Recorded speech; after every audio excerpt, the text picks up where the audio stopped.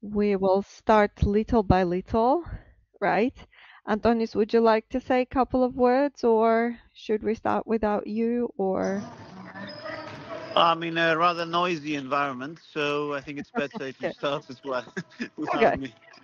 Yes, sir. Okay, so I'm happy to see you all back, of course. And if there are some things that you want to know or some questions that you have, then chat option is always there. So today we are talking about the role of the message in the process of communication. So from yesterday and the day before yesterday, you already have had a little bit of a glimpse into cross-cultural communicational patterns, and yesterday we spoke about the enemy icon formation through the messages and through the communicative opportunities. Today, however, we will be looking at a little bit wider sense of the message, or let's say the communication, let's say one component of the communication chain, right? Because communication chain includes in itself multiple other components as well. So first of all, we need to understand why is communication so tightly linked with the social space?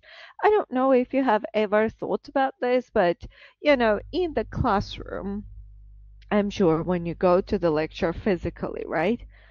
The way you communicate is different from how you communicate at home with people. Or maybe also your style or type of communication is slightly different also when you sit with your friends versus when you communicate with your employer. So what is the difference? What is the problem? Why do we communicate in different ways? You know, even there is such dimension of academic English, for instance, that you speak in the academic environment, so social space, which is academic, and everyday English that you speak on the everyday basis, right? So isn't it fun to understand that we are so much social animals that we depend on the space in order to define how we communicate. So how I talk to you will definitely not be the same how I talk to my best friends, right? It's much more laughter, much more giggles, maybe more jokes, etc., right? Or how you, for example, communicate with me is totally different the way you communicate with your employer, I'm sure. So your employer has a little bit of a different space in your heart and in your social reality. So generally, when we talk about the social space and cultural spaces, right? We talk about how we interpret the actions of others and cause and effect attribution that we make. So for instance, if I say something wrong to my employer, so I have some miscommunication with my boss, that will imminently put me in the situation of, you know, I will be given a note, or my professor might just, or my employer might just say, okay, like go away from job, right? So they might dismiss me altogether. So it is incredibly important of what type of cause and effect attribution do I make in the situation of communication. For instance, when your friend says something really, maybe, you know, meaningless, you say, oh, this is stupid, right? So you can tell this to your best friend that, oh my God, what are you talking about, right? But if your colleague says the same, maybe some statement that has no sense at all, you will be just silent, most probably, because you don't want to make your colleague angry, because they are not your friends, they are your colleagues, right? So basically, the idea is that in different spaces and with different people, we communicate differently. The value that we put in our words is slightly different. And also the feedback that we receive from in the process of communication from the, you know, from the receiver of our communication, we generally tend to understand them in a different way. For instance, if a friend tells you you have to be there at 5 o'clock, I'm sure that you respect that, but this is not like stone dead rule. You have to be there at 5 o'clock, right? So you can be like, okay, I can be 10 minutes late maybe because this is your friend and they will understand you. Whereas, in contrast, if that is, again, your boss who says, or doctor who says, oh, you need to be there at 5 o'clock, then you will do your best to actually be punctual. All right. So the way the communication has an effect on you is also different based on different social and cultural spaces where you participate, of course. So cultural difference in this area, you have two major, let's say, segments that we need to talk to. First is dispositional, and second is situational. Oh, this is funny. I'm sure that most of you have heard about those. So dispositional is if I am, I have disposition to do something. For example, I like to eat. I like food, right? I'll tell you on my personal example. So if I am with my friends, I eat freely. Whereas situational would be when I am on the date. So I try not to eat as much, right? As I would eat with the friends. So the situations that affect our behavior are dispositional. So what am I inclined to do? So what do I do generally? For example, I'm a quite outspoken and loud person, so I talk a lot. I'm very talkative in my friends group, so I speak a lot all the time. But there are situations where I need to cut back, and just sit back and be quiet, right? So if there is a conference, if there is a workshop, and everyone needs to speak, so it's not only me who is going to have a monologue all the time, right? And so in situational disposition or in situational attributions, of course, the other's behavior has also a very big meaning. In dispositional, the accent is more on you.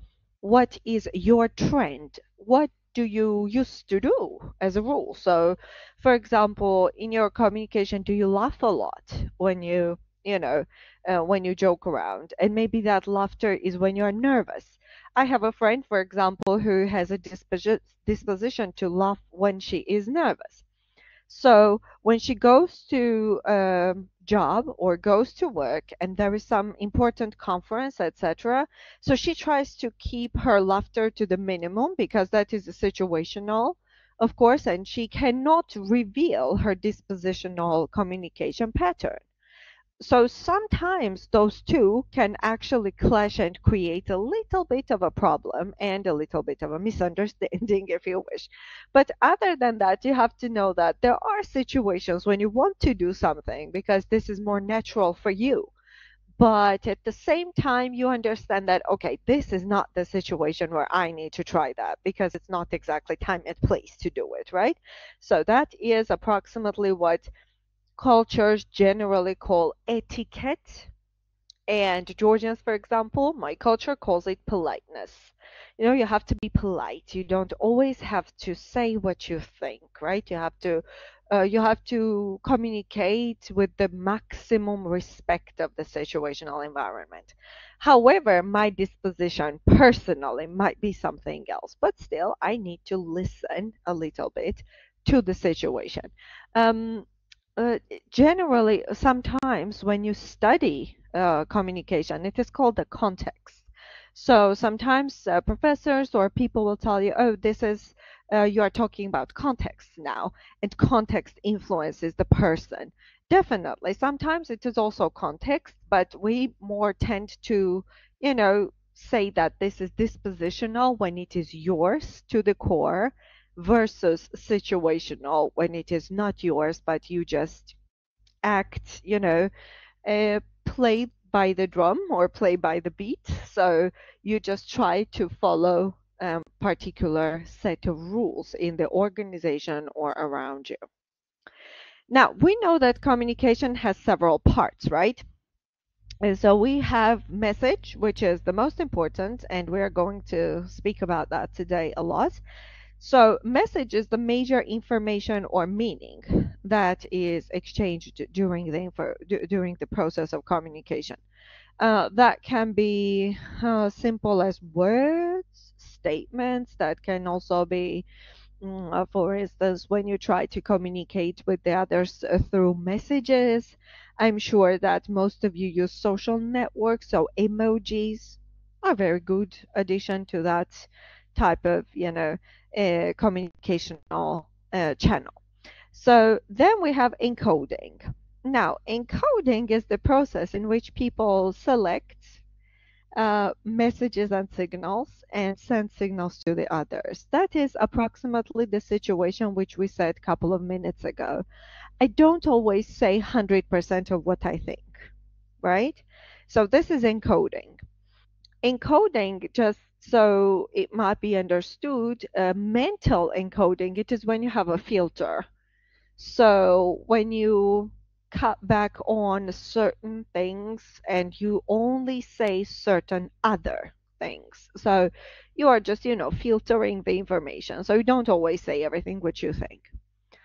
Second meaning of encoding might be, and I like to use that example when you use in the Facebook chat, for example, or Meta chat. Now it is called Meta, I think, right? So you use emojis. So emoji is a very good encoding of the emotion, right? So instead of writing I'm sad, you are sending this emoji which has a sad face. Or instead of saying, oh, I love this, I love the idea, you just send emoji with the heart eyes, right? So there are different types of emojis that you use on a daily basis. But this will be the process of selecting of those emojis will be called encoding.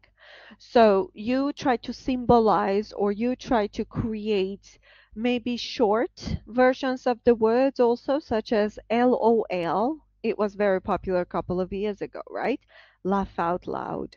Or, WTF, what the fuck, right? So people do not necessarily write whole words anymore, but rather they encode. They write smaller versions.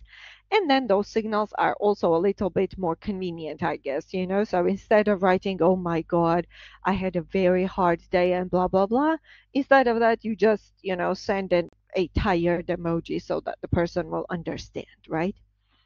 Signals. So this one, I like this one very, very much, signals.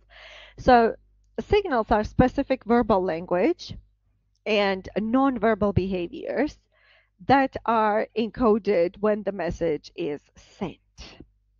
Message is sent, I don't mean necessarily a text message, of course. Message sent can also be verbal, right? So for example, if I tell you something like this, I am tired, right? And your immediate reaction will be, oh, you don't sound like tired, right?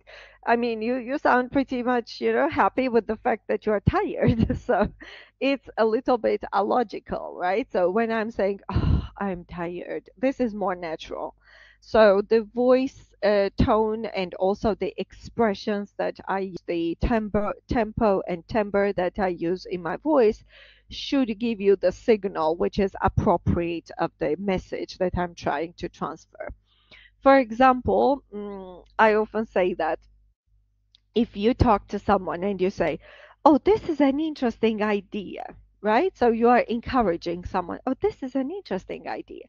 And then in the same situation, you say, this is an interesting idea, and you just roll your eyes up. You know that eye roll is very cynical, right? It means that I'm bored, I don't believe you. What are you talking about? So imagine if you are telling me something and I say, oh, it's so interesting, and then I roll my eyes up, right? That will be a mismatch between my signal and my message.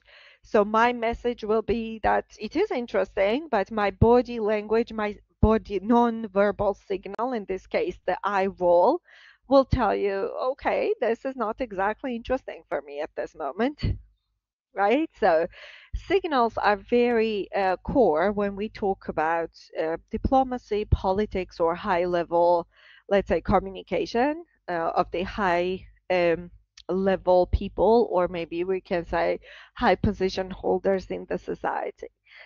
Today we are going to see a couple of cases when signals, encoding, and messages can create some type of the problem, and they can be actually the ones that are a little bit tricky to grasp. So how does that work, right? So how am I supposed to understand when is the signal failing? You will see that shortly. Channels. Channels are sensory modalities by which signals are sent and messages are retrieved, of course. That can be, for example, a handshake, sensory modality.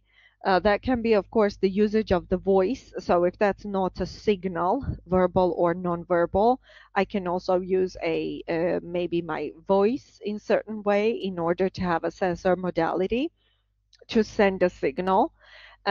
Especially famous actually is a handshake, because handshake is a very classic, right? You meet someone and you expect them to handshake.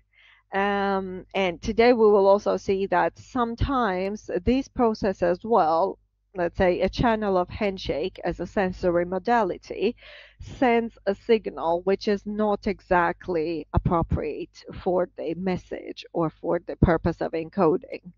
So, for instance, when you respect a person, you will handshake, right? So, for instance, even if you don't have that situation, if someone tries to handshake, unless during COVID, right? So, if someone tries to handshake with you, because they just hold their hand out and they are waiting for your hand, most probably you will do that, because that means that you are just welcoming the person, they are welcoming you, and it is basically to share the mutual respect through channeling, sensory channels such as handshake. And decode. Decode is the process by which the receiver, of course, gets the signal from encoder or from, for example, from me, right? You are in this process receivers. And you translate those signals to meaningful messages. So in order for the communication to be successful, I need to make sure that what I say and what you understand are more or less the same. It has, it has to do, of course, with the linguistic aspect as well, but it's not exactly linguistic. Rather, it's also, let's say, typical cultural context that affects this situation. For example, I have given you just now example of handshake, and you are from the society where handshake is normal, right? So it's not when I say that handshake is very common sensory modality, you will tell me, yeah, that is like that, right? That is like common truth. Actually, depending on the societies, it cannot be a common truth. For instance, if you go to Buddhistic Asia, you know that they bow down. So they do not handshake that much, rather than they bow their head. So during the greeting, right? In a very traditional sense. So if I want to be very respectful there, and if I want to talk about channels and signals and decoding, I will not be talking about the handshake, but I will be rather talking about bow down, right? Bowing the head.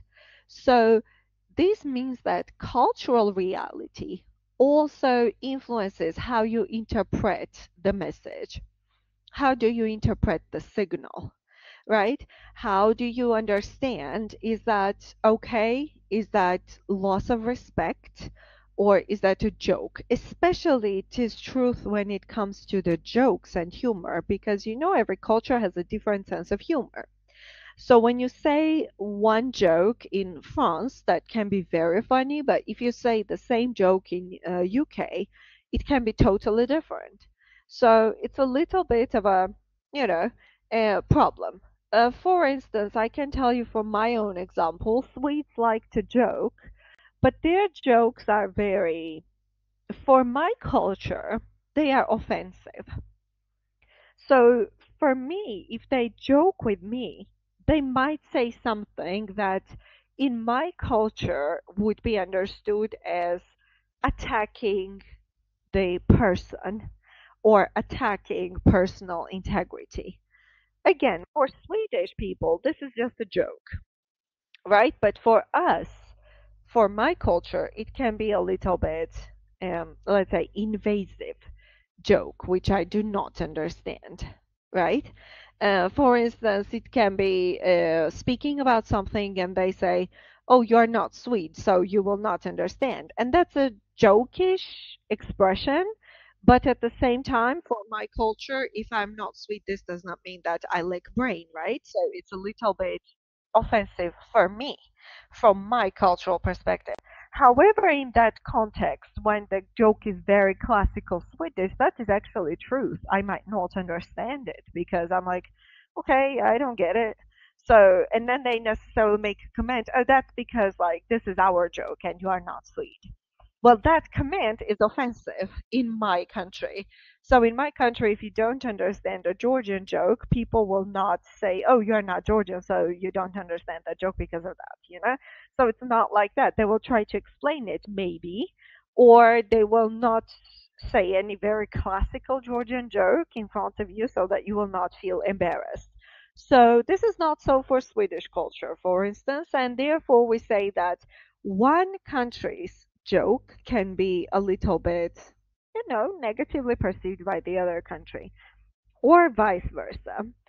And there is always a very thin line because you, as a representative of one culture, go to study, or if you have foreigner friends who you communicate with, you might notice that when you joke, they might also react sometimes in a good way, sometimes not in a very much good way. So they might sometimes follow you in the joke and sharing the message, but sometimes they might not follow you in doing that. So you might have had a question of why this person is doing that. And the answer is because maybe if they are representatives of different culture, they don't understand and they don't interpret the signals in the same way as you do. So in the process of decoding, they decode the situation or the sentence differently rather than you would decode. I remember another case. I will try to explain that through other cases as well. For instance, at work, we say that everyone takes the responsibility over something, right? And responsibility for us, this means to take care of something. But for Swedes, it's not so, because if you say, for example, today I have a headache, that automatically frees you from your responsibilities of, I don't know, putting the cups in the cupboard in kitchen, for example, right? One of us has such a duty at the university every week. We have a responsibility over the kitchen or over the cups. So we need to just put them out from the dishwasher and put them in the cupboard. And if my colleague arrives and says, oh, you know, I have a very big headache today, so I can't do that because I have a headache. Well, for Georgians, that will be, I don't care. This is your responsibility week, so you need to do that. I mean, so what? We all have some problem, right? But for Swedes, it's different because the decoding process there, when the person says that they have a headache or they don't feel well, so their health is always a priority. Therefore, someone else can take care of the kitchen that day, for instance. So when it comes to the health, it is also decoded in a different way, depending on whether stress and, for example, headache is understood as something big by the culture, or whether if you say, oh, I'm so stressed. And in Georgia, for example, employer will look at you and say, okay, so what? We are all stressed. What then? Right? So for my culture, it's a little bit different. So the fact that you are stressed will not change the fact that you still have some responsibilities. Whereas in Sweden, decoding process of the stress as a word and communication across the stress message, I am stressed. This means that you have to take time off, you have to breathe, you have to maybe take less responsibilities that day because your health comes first, right? That is also the typical classical case of decoding, which is also different from person to person. Of course, you can say it is also individual, but I would say more or less societies have the same type of decoding. So countries or states or cultures, they still have a little bit of the same pattern of decoding, but then which is unlike other cultural groups, other states, other lands, etc. So from country to country, you might meet different concepts working in a different way, right?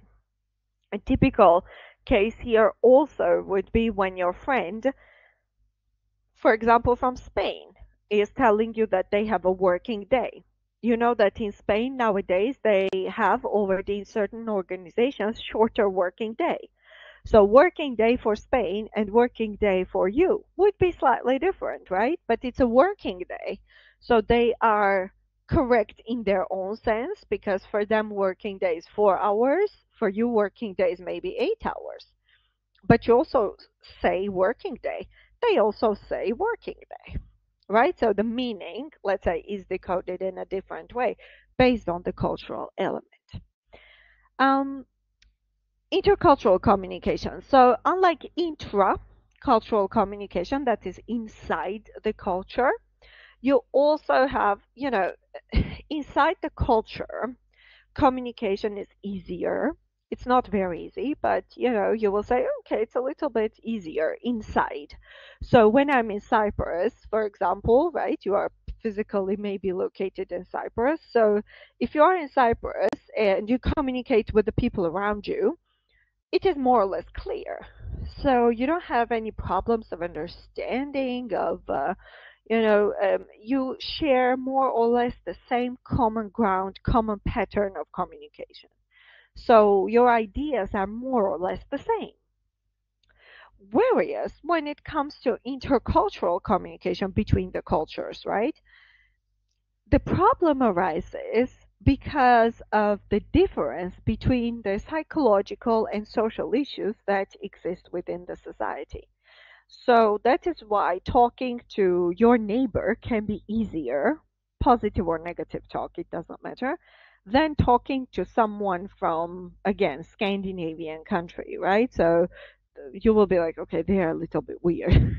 so, so you might find communication pattern there slightly different from communication pattern here. So, and this is because, and the same will be true for them, by the way. So when Scandinavians communicate, they will think that your communication is slightly too active, for example, compared to their type of communication, etc., depending on the cultures. But there is one golden rule. Every culture believes that their pattern of communication is the most normal. So you will you will rarely meet a culture that tells you, oh, your communication style is better than mine. Generally, that does not happen. So every country likes their own self. So every country also likes to, say that, okay, my type of communication is the normal one. So yeah, that's another thing. Uncertainty in communication. So to start with, maybe you have never thought about this, but communication also includes ambiguity. It is uncertainty when you start to communicate with the other person, especially, or other culture, right? So when the person is from abroad, or when the person is not exactly of your background, and you start to communicate with them, there is maybe uncognitive or subcognitive doubt. Do they really understand what I say? Or, do they really get my meaning? Or is it just, they are just nodding their head and they don't really grasp what I say, right? So there is particular uncertainty, and that might make you slightly uncomfortable to communicate with the other people from the other countries. But you have to know that the same is true for them. So also feel a little bit of uncertainty and ambiguity. Okay, like what is happening? Is this person actually understanding what I'm saying? let's say, is that person ready to decode my message the way I intended it or no? The second problem with the communication across cultures is that given the inherent influence of the culture, it is always difficult to understand what rules work when two people meet from different cultures. It is very hard to get the golden line. Where is this crossing? Where is the communication actually effective? Effective communication means that, again, I will repeat myself, but effective communication says that you understand what I say in a way which I wanted you to understand. So I intended you to understand this particular type of communicational, message, and you decode it in exactly that way. So then it is a little bit successful communication. But when two people from two cultures meet, it can be slightly challenging. I will give you an example. So as Georgian, I am from a very emotional culture. So you already understood that from the last 2 days, I guess, but outspoken and emotional. So, of course, when the person like me starts to communicate with the Scandinavian culture, problems are inevitable, almost unescapable, right?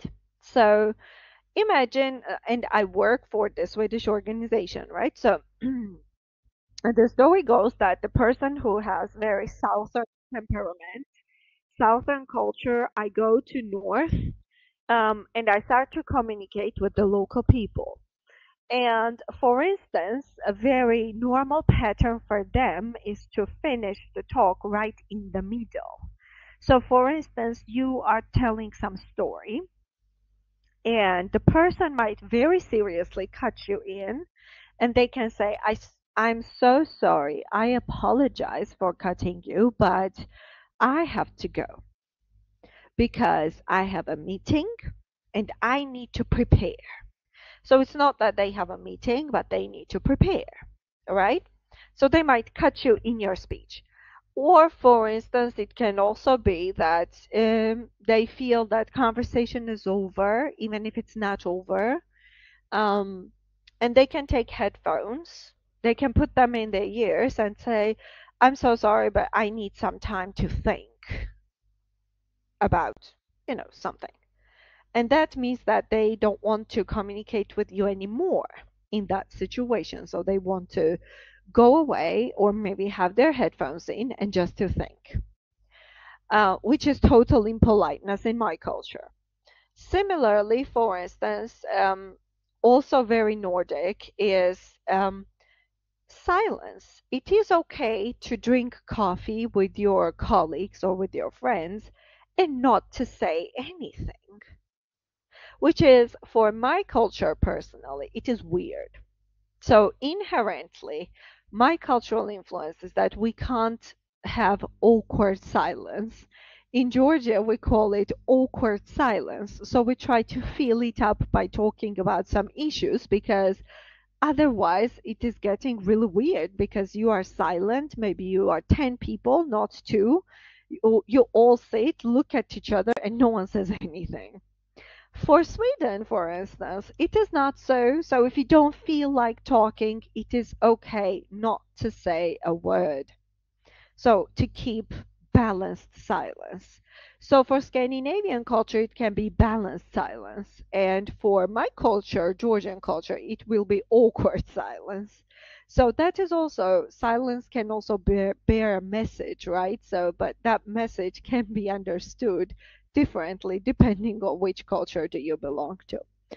And uncertainty is natural in verbal as well as in nonverbal communication. Again, sometimes it happens when you have, a problem with the encoding and decoding message, and that can be nonverbal as well. For instance, when you say, I don't know, when you try to handshake with someone and they don't handshake with you, or I think it was in Spain I had that incident. So in Spain they kiss you 2 times, like in the, and they don't kiss you like on the cheek. They are just, you know, putting their head in the air, and they are like something like that. But I didn't know that. So in Georgia we do it 1 time. So it was a little bit off when people met me, my colleagues met me, and they did it twice, like on the both sides, like French. And I got confused. I was like, okay, do I also do that 2 times, or do they do it 2 times and I should be okay with it? So what do I do? Do I also do it 2 times, or do they do it 2 times? You know, so is that a host culture communication style, or is that they also expect me to do that 2 times, which can also be a little bit, you know, uncomfortable. You don't think about that in the long run, of course. So in the future perspective, it doesn't matter that much. But what I'm trying to say here is that there can be slight situations, so-called cultural incidents, that arise when your body language is not decoded correctly, or your communication, verbal communication, is not decoded thoroughly, of course. And uncertainty is, you know, a little bit, let's say, uncertainty is hierarchical, it is a mid-level crisis in communication when you have uncertainty. But conflict is when it goes to very high level, of course. So uncertainties can arise, and that is completely okay. But when uncertainties repeat too often, that can already be a conflict, right? And conflict is based on cultural communication. It is a very hard issue because cultural conflicts are very hard to solve, basically, or they become, you know, a little bit of a topic for memes and videos, and they become very famous examples at the end of the day. So again, conflict is a higher level of cultural uncertainty. Uncertainty is when you're not sure whether you decode message correctly or incorrectly. But conflict is when you engage in communication and when you are obviously misunderstanding someone, or someone is obviously misunderstanding you. So that is inevitable, right? Mm. So uncertainty examples: politics, international relations, culture, art, social life. You can find it anywhere. So it's not that only politics is involved, though I want to say that politics and international relations are more seen as examples because um, those are, of course, the representatives of the state. They go from state to state, so their problem or their uncertainty or ambiguity in communication is more visible than the ones from, you know, for example, social life or from culture or from arts. But I would like to show you video here of the international relations and how does that work when the high level politicians are actually involved in misunderstanding of this kind. I would like to show you this one. So it's a couple of seconds, but it's a really good one, right? So you will see 2 times incident of Angela Merkel with Indian Prime Minister Narendra Modi.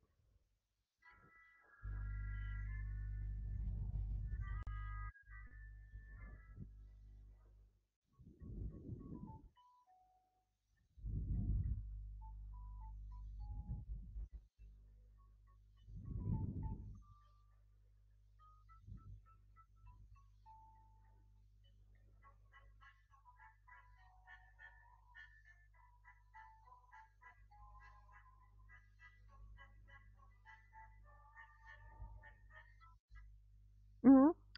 So I hope that you have followed it. It's just 32 seconds. But the idea here was that in 2015, when Narendra Modi has actually visited Germany and started the negotiations with Angela Merkel, the idea of the negotiations was, of course, to form the agreement of the mutual respect. And then this incident happened. In 2015, Narendra Modi tried to shake hands, and Angela Merkel indicates that it's not the place where we need to shake hands. We need to shake hands somewhere else. However, I would say that if you were on the place of Angela Merkel, I'm sure that you would handshake twice. What's the problem, right? You would handshake then when the Indian Prime Minister is holding his hand out for a handshake, and then you could also handshake by the flag or by the poster. What is the problem there? Right? So there was a typical misunderstanding of the body language and typical, let's say, problem and typical hinder that you could see. However, then the situation continued. So in 2017, Narendra Modi again visited Germany. And I want to make it clear that on 14th of April 2015, when this incident happened, it caused a scandal. So there were massive videos in social media discussing Angela Merkel's behavior.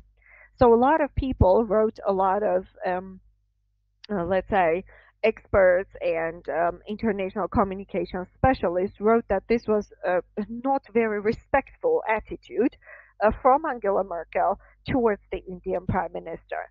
Some people even blamed Angela Merkel for exhibiting, imperialistic spirit because she did not handshake with him, rather than she indicated to Narendra Modi, oh no, not here, there, which is a little bit vulgar, right? And so the explanation was that was offered, and it was that, but there was a poster or there was a flag, so she just indicated him to go and handshake there. So not here, but rather there. And that would not be, again, any problem, but again, after 2 years, the situation arose, and the problem became her second action, which is also the same. So she did absolutely the same. Even though the first time, 2 years ago, there already was a problem, right? So she was already criticized for that behavior. The second time in the row, she did the same. So I would suggest, that then when this happens, so in that case, when this happens the second time as well, so the first time it can be misunderstanding, of course, right? We are all human, we do that. But the second time, it already might be indicator of also a message that is transferred to Narendra Modi. So the second time, it can also be a message that I don't respect you so much, right? So for me, it would be interpreted like that. So when it happens the second time in a row, that means that you think that you have not done anything wrong the first time, even if in the eyes of the world media, this was a little bit of an insult of the Prime Minister of India when she did not handshake him. Simple as that. So it's right. So there is a hindrance, of course, in the communication based on the cultural element. I'm not saying maybe for Angela Merkel in that situation it was a especially peculiar moment. She wanted to take a picture and handshake only by the poster. That's completely okay. But then the second time as well, right? So same happened with Narendra Modi. He also exhibited the same pattern. So neither he changed his encoding. He also wanted handshake after the press conference, whereas she again wanted to have the picture by the poster, which is again the same situation repeating exactly. One more video with Angela Merkel. I'm not done with her yet, right? So this is typical body language. So we will see some of the body language pattern here that we need to see.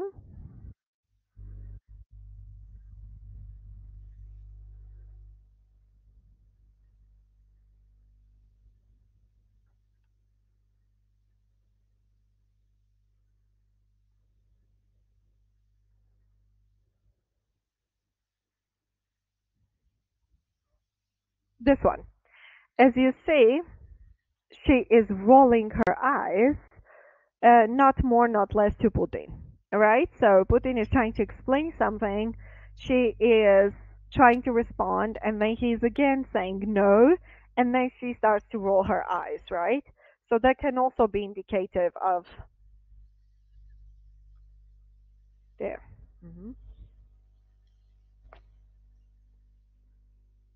Right. So that can also be indicative of particular communication pattern, right?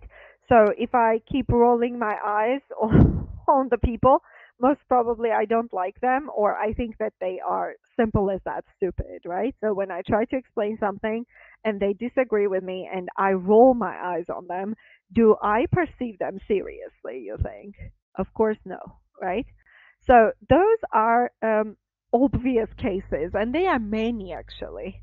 So we will see a couple of more today, but what I'm trying to show you is that conflicts or hindrance or misunderstandings in communication, whether it will be verbal or bodily connected, body language connected, signal or sensor connected, they happen in every field.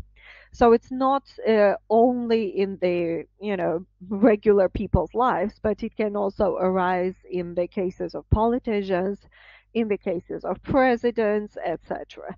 And those body language, let's say, movements are especially important when we try to decode high politics and political communication, from starting from the seating posture, finishing with a lot of other, verbal or handshake patterns that you are going to see.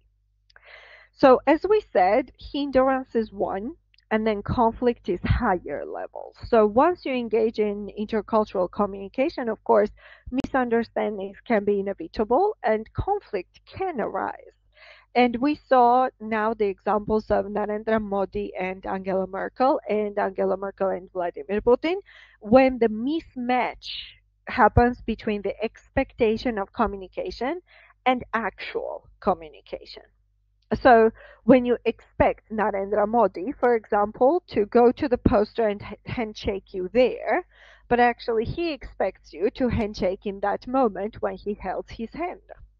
That is when the conflict arises, right? So it causes a little bit of a frustration between the actors, between the two sides of communication. So of course that is, potentially when it comes to the politics, it can rise up to unbearable levels. So it can cause a little bit of a bigger drama later on. So as we saw in the case of Angela Merkel and Recep Tayyip Erdogan, right? When she absolutely refused, she was refused by Erdogan on the eye contact, for instance, because that is a little bit of a punishment method, and that is ultimately a dramatic method, right? So sometimes those bodily signals actually give out very strong message, and those strong messages can actually also indicate that the people want to communicate with you or they don't want to communicate with you. Otherwise, they might like you, they might not like you. And, if they can't say it with the words, that can also be the case that they cannot say it with the word. Then maybe they will show you the bodily indication of that, such as they will not handshake with you, or they will not talk to you, etc. Right? So that can also be the case.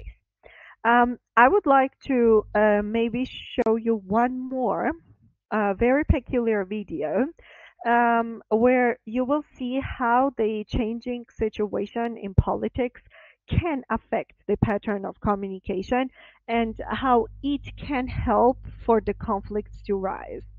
The issue here, the case will be between Donald Trump and Theresa May.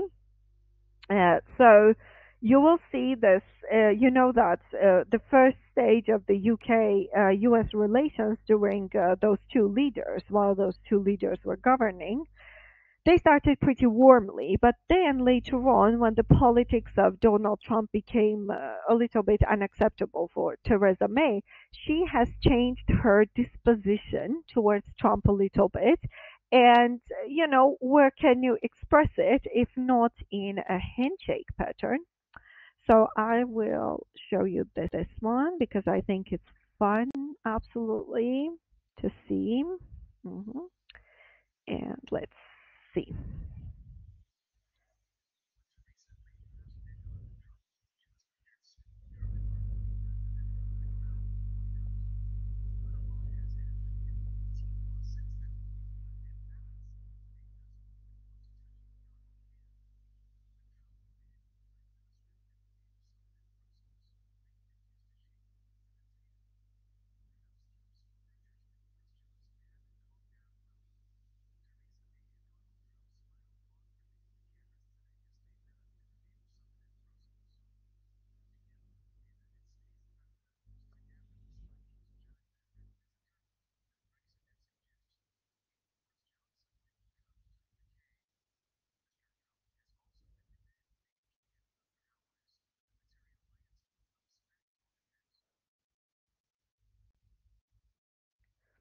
So that was a little bit of the incident that also happened between those two leaders, where Theresa May, after 18 months of the first very good communication with Donald Trump, refused to shake his hand, right? So that can also be indicative. Again, don't forget, sometimes when you are the leader of the country, it can be quite hard to directly tell someone, oh, I don't like you, right? So instead, it can be a good idea to maybe give a little bit of an indication by using body language or by using handshake or maybe by rolling your eye on the opponent, etc. So those are interesting cases for sure. About organizational context. Now, how does it happen and how do the countries exhibit difference based on their organizational, let's say, pattern? There was a wonderful writer, Edward T. Hall. He wrote in 1966 book, The Hidden Dimensions. And in this book, Edward T. Hall actually studied the organizational culture in the United States and in some of the Eastern countries.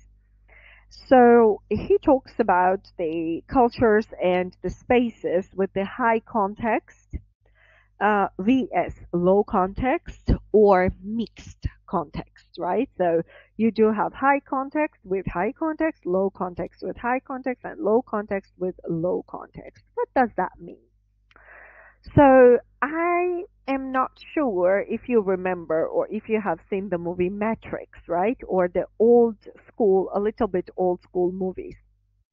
So which part of which are taking place at the offices. If you look at the offices in United States, some of the mega corporations have the policy of having not rooms for all the employees, but rather cabins. So those are small rectangular, spaces without a door. So there are no doors between the offices and no roof. So I'm sure you have seen that somewhere in the movie, right? So when the boss comes from the second floor and they look down, they are able to see what is happening in the room full of employees. So employees' computers are standing there, but the most important is that they have no privacy. So it is possible to control them on a daily basis. And then if you compare in such organizations, bosses or the ones that have power, they are having separate rooms or separate offices, which is a high context. So having your office is a high context because you are more closed in your communicational pattern. So it takes quite much pressure to enter your communication space. Whereas low context is when you are easily available for everyone and everything, right? So sometimes it also happens that you have mixed different type of organizational structure, meaning that you do have also people who sit in the offices, but you also have the people sitting in the cabins. Sometimes you also have organizations where the bosses refuse to have such non-democratic, let's say, organization, and they often make a choice of sitting on the same level as their employees. Well, starting from that, Edward T. Hall studied the communication pattern in those that type of organizations, and he spoke about the psychological moments and the psychological aspects of working in such organizations. Of course, when you have your own space, regardless of whether you are an employee or a boss, it is good because you feel much safer, you feel much protected. However, also the feeling that your supervisor or the person who is, on the top quality management level sits on the same level as you, that also creates democracy feeling and the feeling that you are basically, equal in a sense, which also gives you some type of, easiness in communication, so that uncertainty goes down in level because you think, okay, if this person sits like me in ordinary room and I also sit in the ordinary room, this means that we have some things in common. So this means they can maybe understand me, right? So if I have something to say, they can be the ones who are ready to understand. And then apart from Edward T. Hall, we have another very famous person, that is Geert Hofstede. And Geert Hofstede says that there are 6 dimensions of culture, and communicational pattern is very different from culture to culture. Of course, we need to understand that those two are very general, and you can debate with those 2 writers and those 2 scholars anytime, absolutely. None of them are, let's say, explaining all the phenomena of intercultural communication or communication and messaging in general, but they definitely they attempt to explain where do the problems stem from. So why does it happen that sometimes I mean white and someone might understand black all of a sudden, right? So Geert Hofstede offers 6 dimensions of culture, in which he talks about the cultures that are individualistic. Like, for example, Scandinavian cultures are very individualistic, right? So it can happen that, for instance, and you might ask me, like, why is it so bad? Okay, maybe someone is for sure individualistic. Why is this so important, and why is this so different, right? The problem is, in individualistic cultures, you might come across the situation when, for example, you all want to go to cafe, and there is one friend who wants to go to the cinema, right? What will happen is that definitely you will have the problem and the situation that this one person in individualistic cultures, as the representative of individualistic culture, will say, no, I don't want to go to cafe, I want to go to movie. And then they might just say goodbye. So you are not expected to compromise as a group, but neither that person as an individual is expected to compromise. So in the choice, they are free as well as you are free. So that one person might actually in the end go to the cinema alone because they want to go to the cinema. They don't want to go to cafe. But at the same time, you can go to cafe. Those, like, for example, if you are 10 people, right, and 9 want to go to cafe, you 9 will go to cafe and 1 will go to the cinema. In collectivistic societies like Georgia, okay, I come from collectivistic society. In collectivistic societies, I, as an individual who wants to go to the cinema, I need to persuade the others why is it better idea to go to the cinema.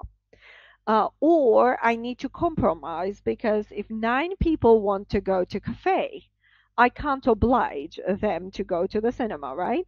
So then I need to go alone. But since I am from the collectivist society, it's not a good tone to go somewhere alone when there are 9 people, 9 my friends, for example, going in the cafe. So someone needs to compromise, and most probably that would be me who wants to go to the cinema. Or I could alternatively offer my friends, okay, we can go first to cafe and then to cinema, and they might agree.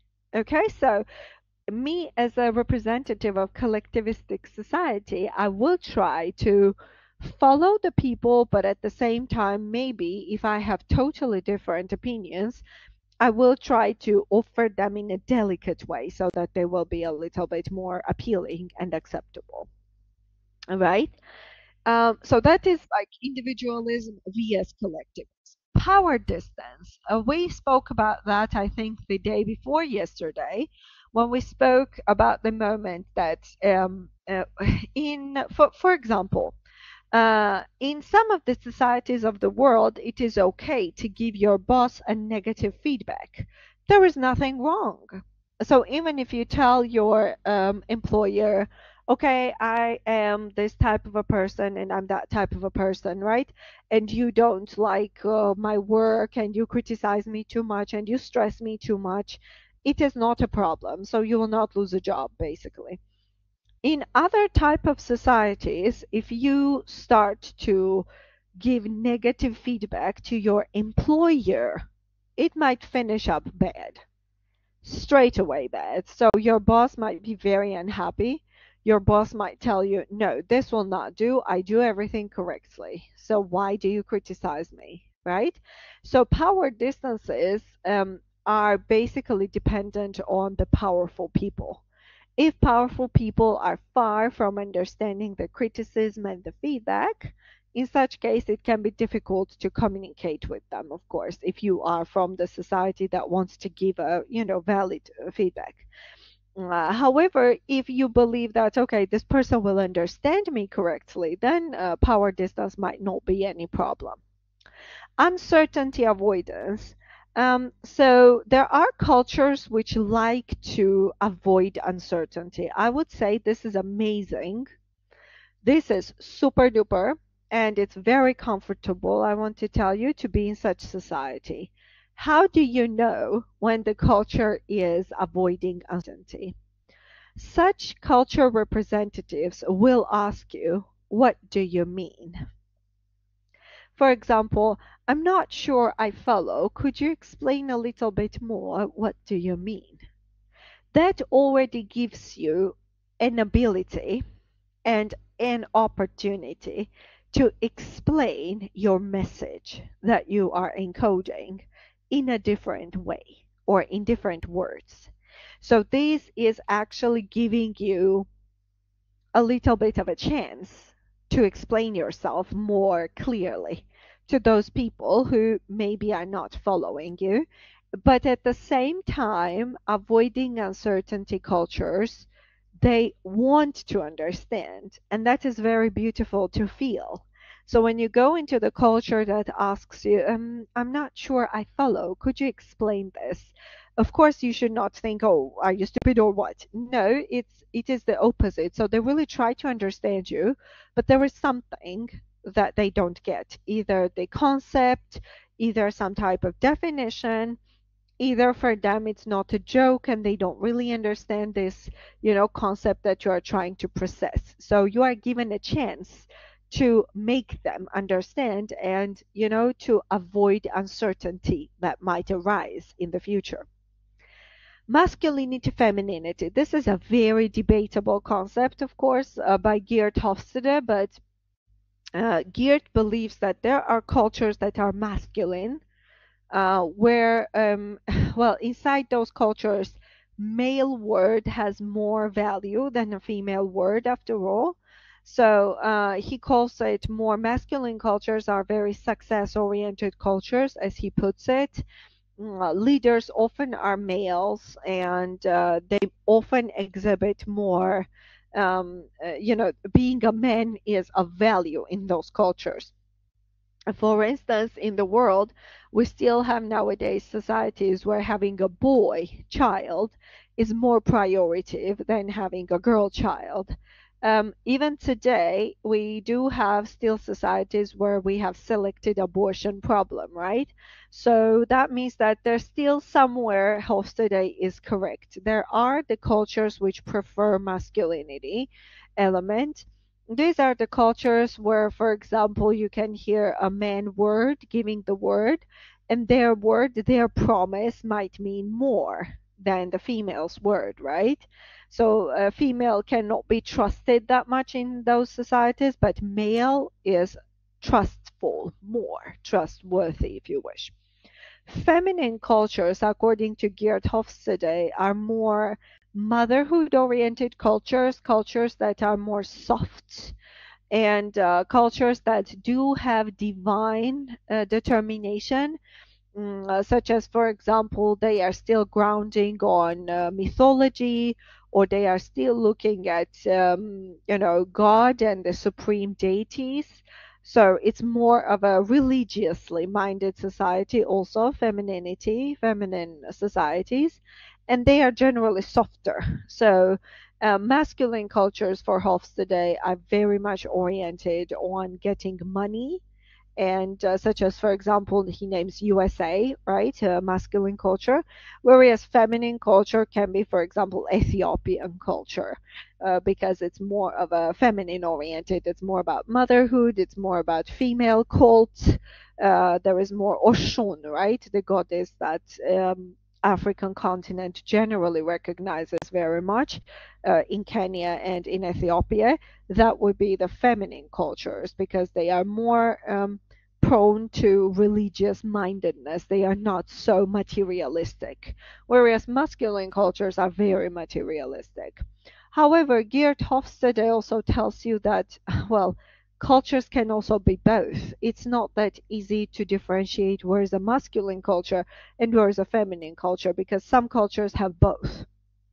For instance, I will tell you that Georgia is a very strange mix, because we do have the selected abortion even to this day, according to United Nations data. We have selected abortions that females prefer to have boy children than the girl children, so gender related abortion. But at the same time, we have a female president elected by the people. So it is a strange mix, because as an authority figure, we have female, but at the same time, the overall standard of having, let's say, females in the society is still quite far from the ideal. So is Georgia masculine or feminine? That is a very hard thing to say, right? Because it bears the signs of both. Therefore, of course, masculinity femininity division is very, as well as individualistic collectivistic, you can say those are very vague. So sometimes there can be cultures that exhibit both features, so it's not so single-handed. Long-term vs short-term orientation. Oh, this one, I love it, because Georgia is so much short-term. I would tell you, like, this is very much about Georgia. So long-term cultures are looking at the perspective. For instance, such cultures invest money, such cultures collect money, such cultures do not spend a lot, etc. So long-term oriented cultures, they try to accumulate wealth, they try to accumulate knowledge for the future. So the orientation of the culture goes into the future. So what do I want to have, in, I don't know, 10 years time in my culture? What do I want to have in 5 years time? Short-term orientation cultures are otherwise the cultures that we call them in Georgia that love life. I know it's funny sentence to describe the culture, but those are the cultures that live with the day. We even have in Georgian culture, we have expression in Georgian language, which is called live with today. So the most important time is today. God knows if tomorrow comes or no, so let me be happy today. That is a short-term orientation. Long-term oriented cultures are always thinking about tomorrow or 10 years time, etc. So they will accumulate generational wealth. They will accumulate generational knowledges because they think about the future. Short-term cultures think about today and tomorrow. So they are very, let's say, short-sighted also. So they are not so length-oriented. Indulgence vs restraint. Indulgence, it is when you are basically, doing everything too much. There are cultures that like singing and dancing, I don't know, diving in food, etc. So that is um, in their modus operandi, if you wish. Restrained cultures are the cultures that like to live quite ascetically. They don't like to show off wealth, etc. There are cultures where showing off too much money is considered as a bad behavior. So for them, restraint is the value. And indulgence is exactly the opposite, where the more brand you wear on you, the better it is, right? There are cultures like that. For example, my culture again, Georgian culture, is an indulgent culture. So we like to show off a lot. And there are other cultures, again, for example, Scandinavian cultures that like to restrain. So, for instance, they might have a boat in the garage along with their car, but they will never say that loud because it's a little bit, they like to keep it quiet rather than show off. So-called quiet luxury concept, right? That is very fashionable nowadays. It came in fashion, so that you wear, for example, clothes that are brand clothes, but they don't say that they are brand clothes, like on top. It might have a label, right? So that is a restraint, that you try to restrict your usage of wealth or showing your wealth to the others. Whereas indulgent cultures do that in the opposite way. So of course, if you go to restrained culture and you wear Versace from head to toe, that says Versace everywhere, of course that will cause a little bit of a problem in the communication. And the opposite, there can be the restrained culture representative who does not shout about their money or about their material wealth, and they go into the culture which is very indulgent. So that person might have a problem of fundamental values in the communication, of course, with the others. Nonverbal communication. So the type of nonverbal behaviors, we have already a little bit seen that on the handshake examples, etc. That is, of course, any type of signals that appear and that do not include verbal language, that rather include gestures, body language, etc. Sometimes the nonverbal language is more important in understanding the meaning than the verbal one, like in Theresa May's case, for example, today, right? So the one that refuses to shake the hand, that is speaking 1,000 more words than actual words. It is essential to be attentive and to nonverbal signals because they might be, again, more narrative than the words that we are using. Types of nonverbal signals that you will receive, that will be gestures, for example, OK sign, like this one, or the thumbs up sign, handshake, also nodding of the head. You know that in Slovakia, if I'm not mistaken, this is the opposite, right? I am sure you've heard of it. So when you nod the head, it means no. And when you shake the head from side to side, that means yes. So it's a little bit different. I do have a funny story on OK sign. That is 1970s scandal in Brazil, or when the United States, I think it was Nixon, I think, who was visiting, or maybe I'm wrong, but there was a US representative, anyways, that was visiting Brazil, and he was happily showing the thumbs up, and some of the Brazilians went crazy. And they got really upset. And well, American delegation didn't know the reasons. And then they found out that in some of the districts of Brazil, thumbs up is actually equal to the middle finger. So they appear to be showing half of Brazil middle finger, right? Which was not a very good sign.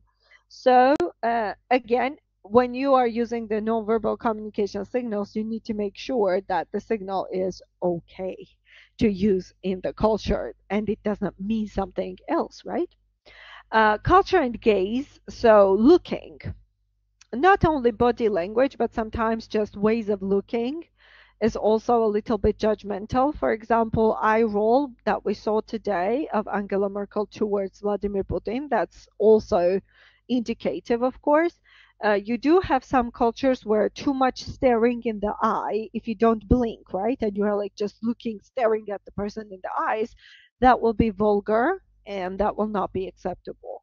Or, for example, the opposite. Some cultures, especially Western cultures, like when you have an eye contact with the audience, and they don't like, for example, when you stare, at the floor, or when you stare at the, I don't know, ceiling and you talk like that. It's a little bit, unsafe. Culture and interpersonal space, I would say that this is very interesting because I did have my first-hand experience, and I can tell you that this is true.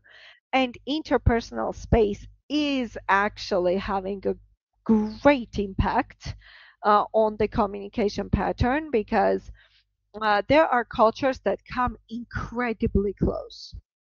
So those are Spanish, for example, that come very close to you bodily. I mean, your distance is very small, very short. There are Arabs also that come very close, and Latin Americans also that come very close. So when they talk to you, their distance is very short, so-called interpersonal, cultural, intimate distance. For Germans, for Scandinavian countries, for Denmark, for Finland, for Sweden, Norway, it's very far actually. It's from 1.5 to 2 meters, so it's not too close. Even when you sit, you are sitting in a little bit, at work or somewhere, you're sitting in a little bit remote way. Whereas there are cultures where the distance is very close, maybe 50 centimeters or so, which is very invasive. And psychologically, when someone crosses your interpersonal cultural space, you don't listen what they say anymore. So communication is cut. All you do is you lean back, right? So when someone comes to you very close, you try to keep your interpersonal, intimate cultural distance. It is called like that. So you try to go back so that you try to give as much space to yourself as it is needed in order to perceive the message. So according to the psychological studies, when your interpersonal space is violated, you cannot focus on the words that have been said. Rather, you focus on getting distance back, which you need in order to function properly. Otherwise, your body and your brain understand situation as a threat.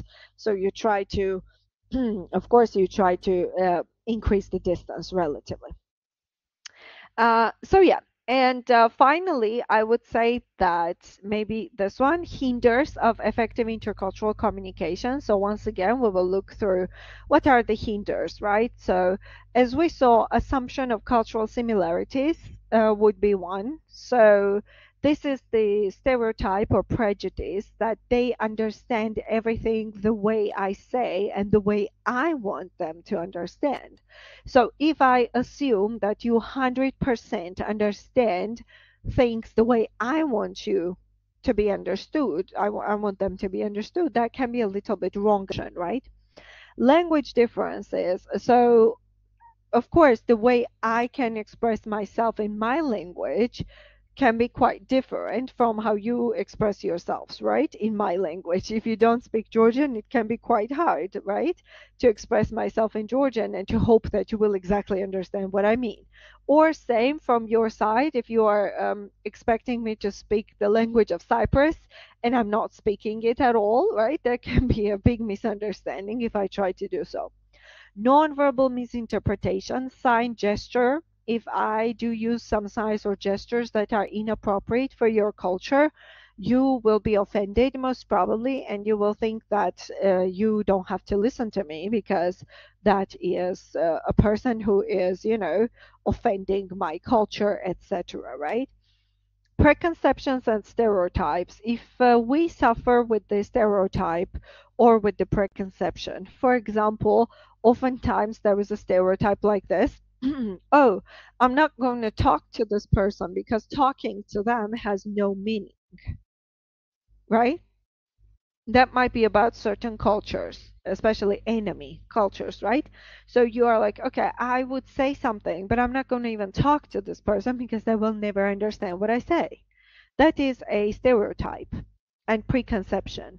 So you stop your communication because you have a stereotype regarding that other person, receiver. Tendency to judge. So often if we make mistakes as an international people, right, entering your culture in this case, Cyprus culture, so I might make mistakes and that is pretty much okay.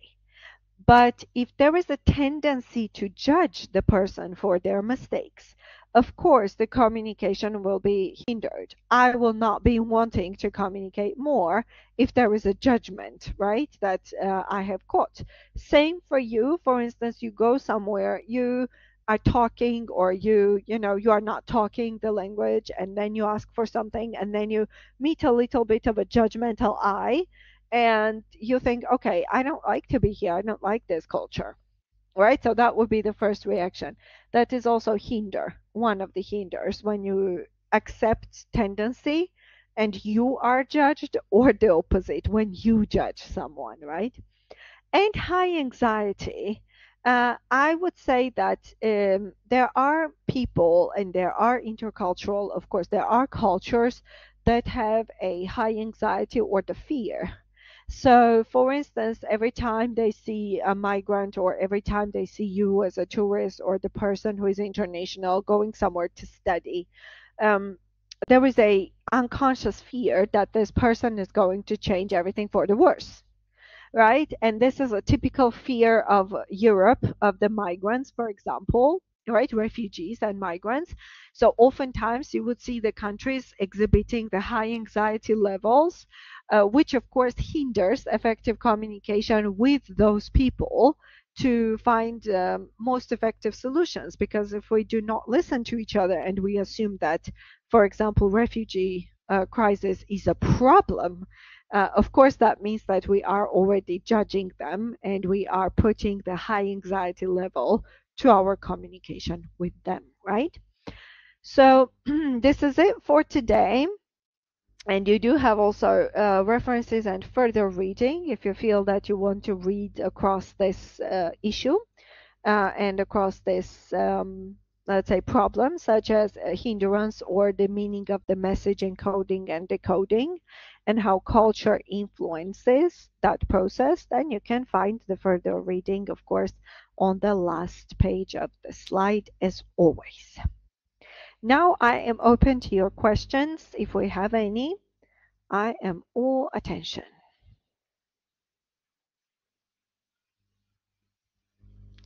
I see the chat. I have opened the chat, right? If we have some questions.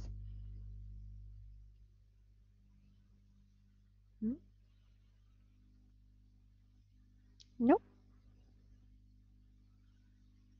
Okay. Well, thank you. Thank you for being with me. I know that's a little bit, yeah. I know that I talk a lot, but, you know. Yep. Okay. Thank you again. And then I will say bye on this note. And I will see you tomorrow. Will be our last lecture together with the group. And yeah, me too. Me too. I look forward to you, all of you. Actually, that's so nice. That's so nice. I'm blessed that you are so many, and you come to the lectures. You enter and have some time for that.